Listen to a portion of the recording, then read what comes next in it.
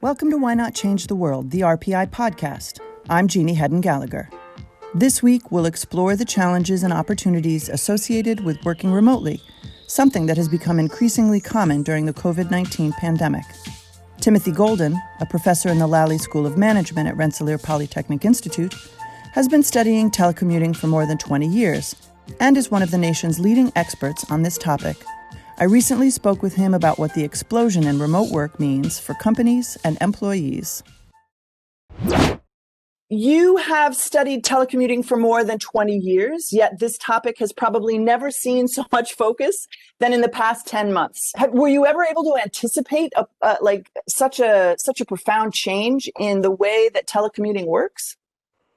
Over the last 20 years, I've seen many changes in telecommuting, and part of that has been borne out by advances in technology and up to this point, before the pandemic, there's been a widespread growth of telecommuting around the world.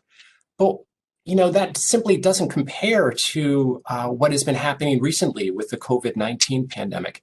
The explosive growth that we've seen in telecommuting, is certainly not anything that anyone could have anticipated, but it's really having profound implications for how we work now and how we'll work in the future. So tell me about those profound implications. What have you seen change since the start of the pandemic?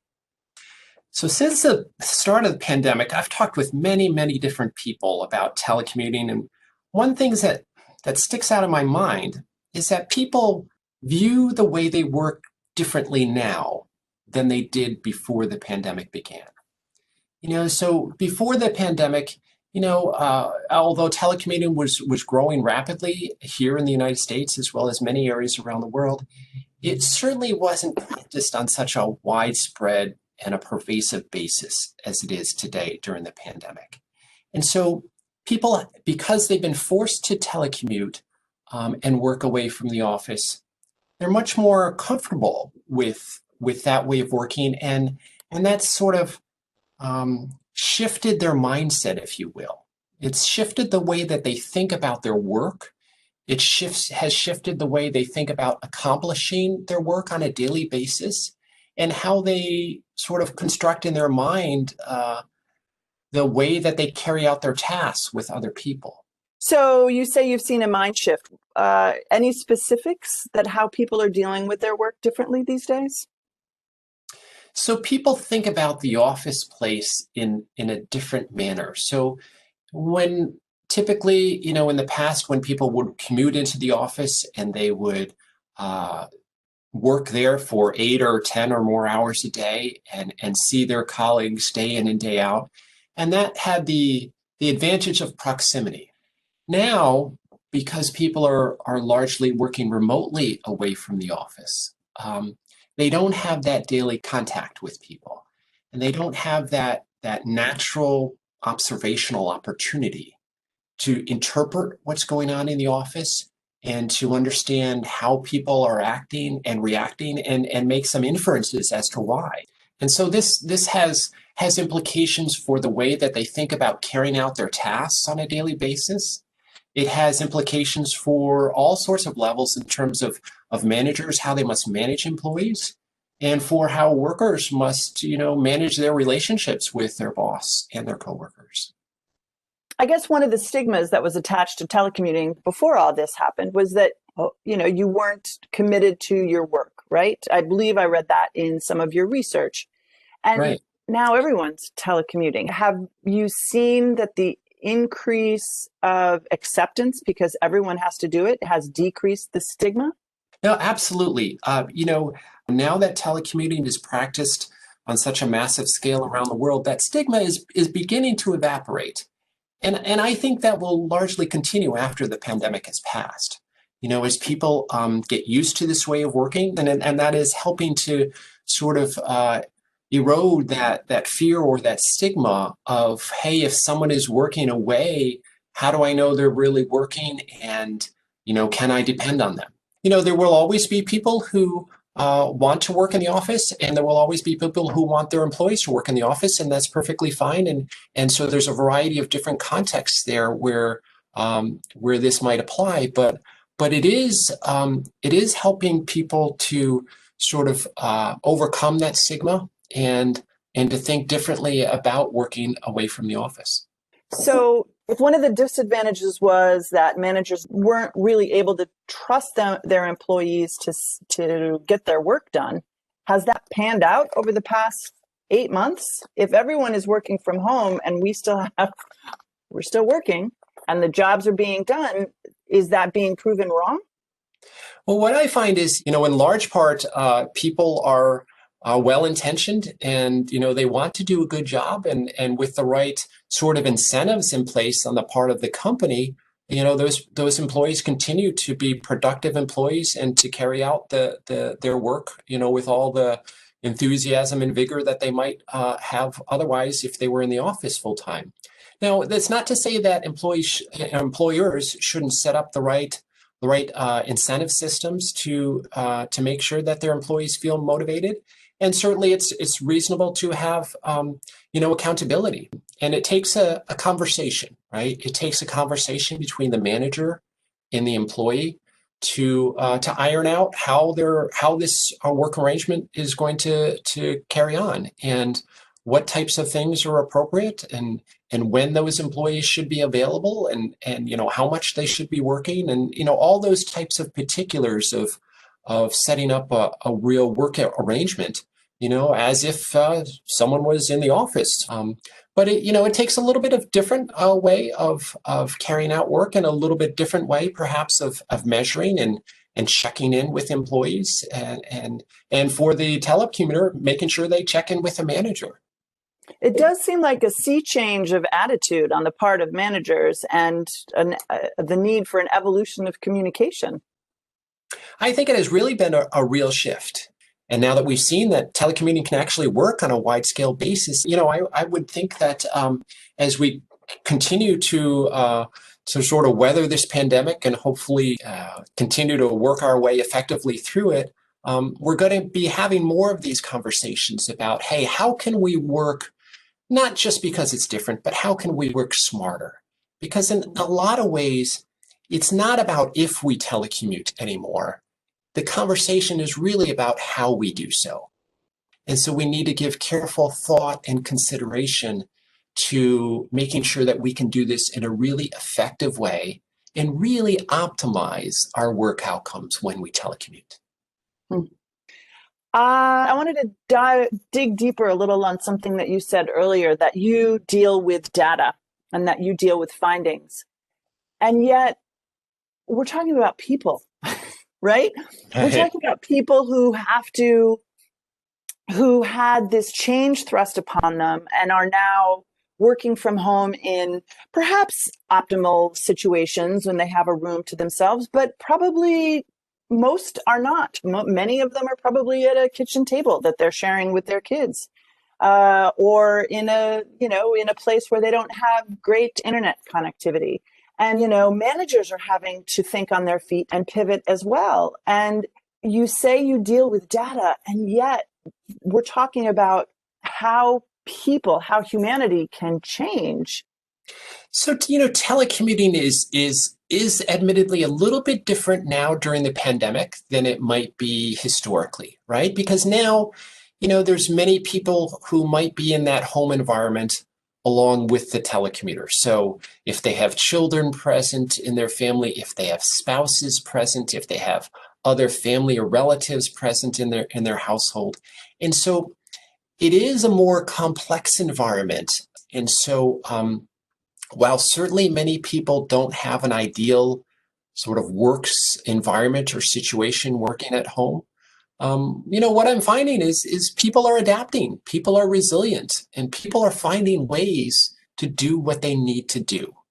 Now, certainly that doesn't mean that there are instances where telecommuting has been an immense struggle, and that the environment is just so non-conducive to working remotely.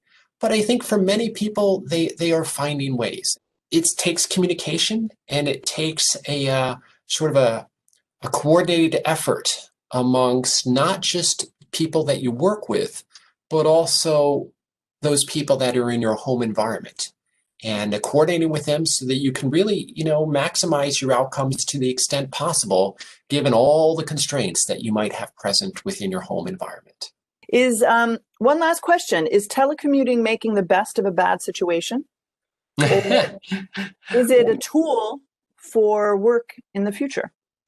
Well, I think it really does both, right? The pandemic has no doubt forced organizations to consider new tools and new ways of working, and that experience may have forever changed us in how we think about work.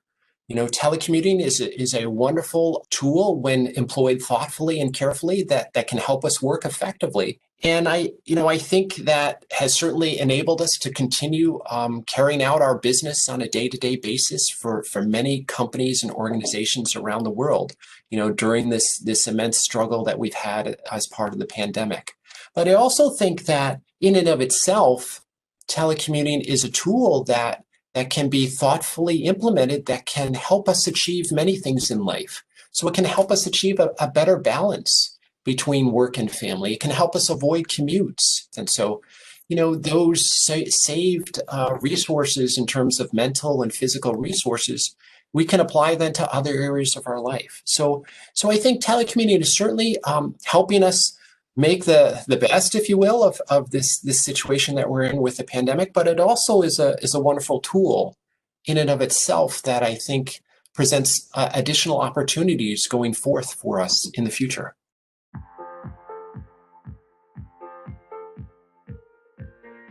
I also spoke with Christopher Fisher Lockhead, a lecturer in the Rensselaer School of Humanities, Arts, and Social Sciences, commonly referred to as Haas.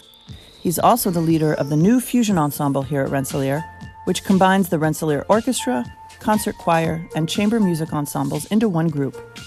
It was created as a way to move forward in the pandemic, with some members participating in person and others remotely, usually via WebEx.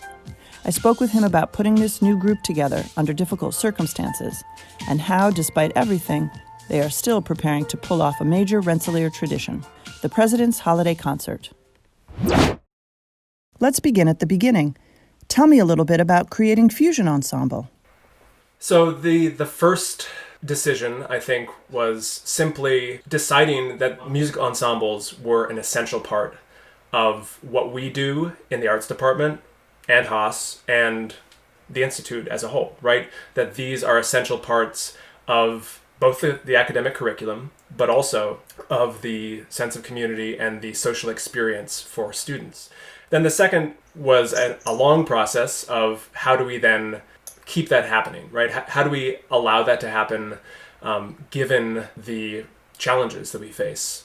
Because these days, you have to be adaptive to anything that comes your way, whether that's a student who can no longer participate, or a student who all of a sudden can only participate in a certain way, or also students whose let's say whose desire to be part of something like this wouldn't necessarily fit in to the traditional categories of music making, right? I have a lot of students who don't have a traditional classical background, and before this ensemble was started, many of the school's ensembles were very much rooted in that kind of classical tradition. And so we're making a big effort to expand the boundaries of what we consider ensemble music to be more inclusive as well. Music is inherently communal, right? That music is something that is done with other people. It's something that we do to create avenues of communication and empathy, and those things also happen to be exactly why they become problematic when there's a pandemic, right? That when you depend on the physical proximity to your co-performers and to your audience, that's obviously hard to do when you're also trying to maintain social distancing and being safe. So I think one of the big challenges has been, how do we salvage as much of that communal feeling while also maintaining safety? So what technology are you using to make that happen? In the classroom, we've been using various video conferencing software, WebEx. We've been engaging in more kind of asynchronous types of musical collaboration where you're not making music at the exact same time as someone else, but you're learning how to have that kind of musical sense of connection over, distances and over time periods and whatnot.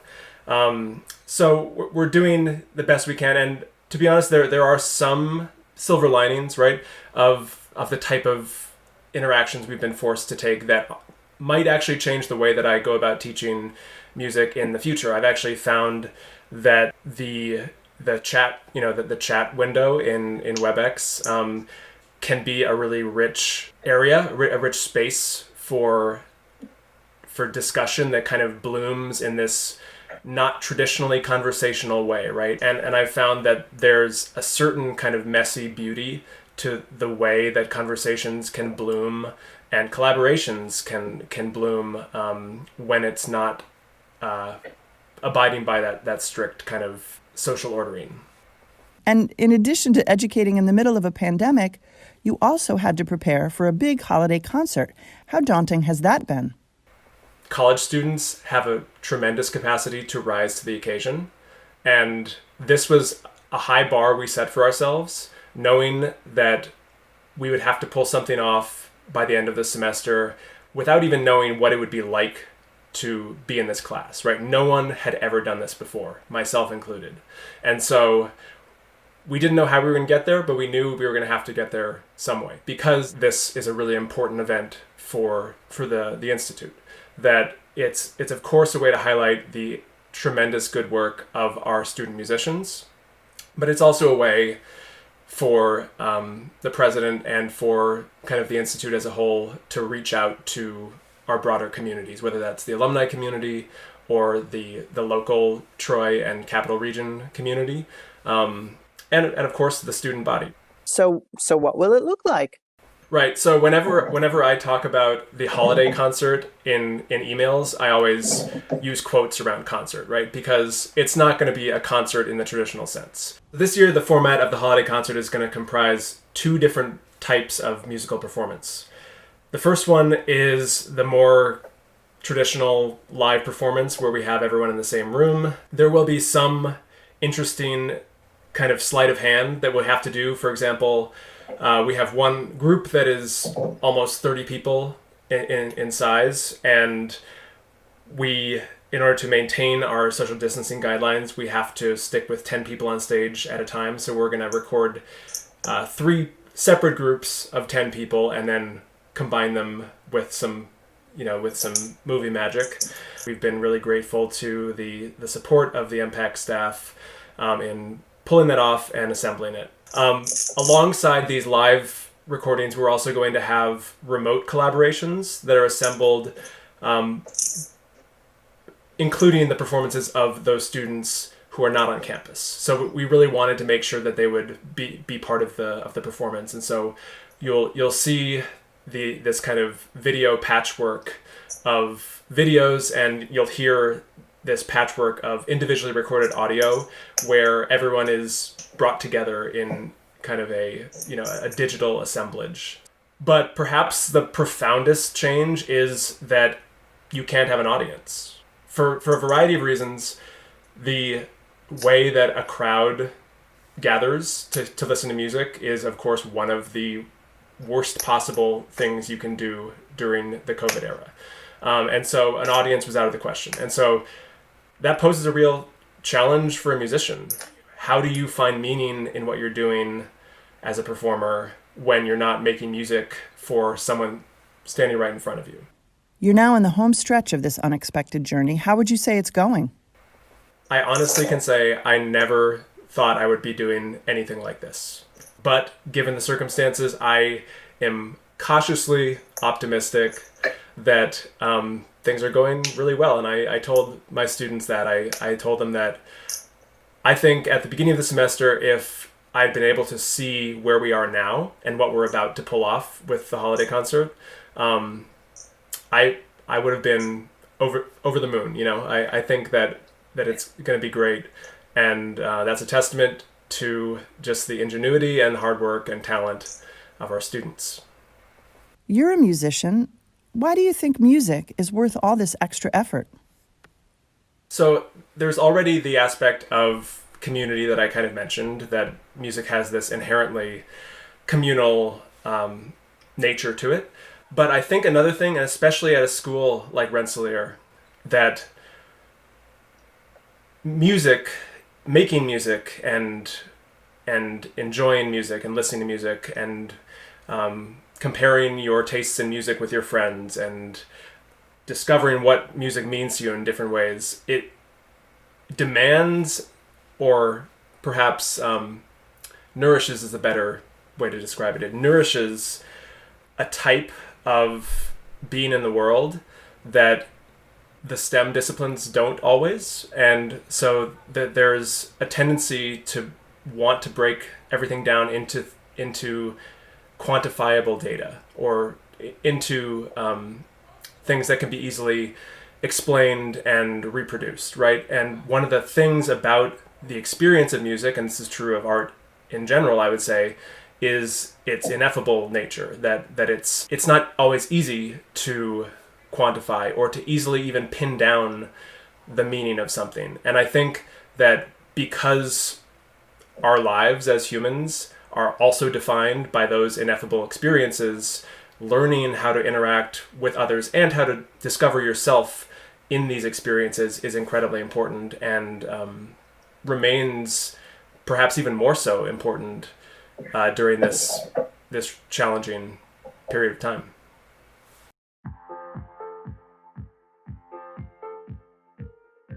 This episode of Why Not Change the World was recorded remotely due to the ongoing COVID-19 pandemic. Please take a moment to rate the podcast on whatever app you're on, and if you'd like to learn more about what's happening at Rensselaer, visit rpi.edu. Thanks for listening.